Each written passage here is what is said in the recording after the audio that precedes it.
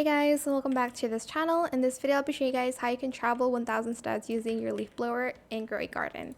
If you see activities here, it says travel 1000 steps with a leaf blower. You just need to basically use your leaf blower and travel that many steps. I don't really count. I just go back and forth and see if it's good enough. So grab your leaf blower or your super leaf blower and just jump and press your mouse and kind of just like travel with it. If you want, you can also jump from a really tall plant. And as you can see, the fall activity is completed.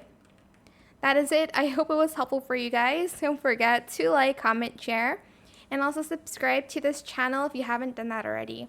If you have any more questions about this video, just leave it in the comment section down below.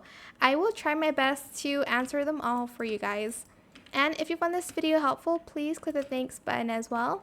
That is it. Thank you so much for watching. Bye.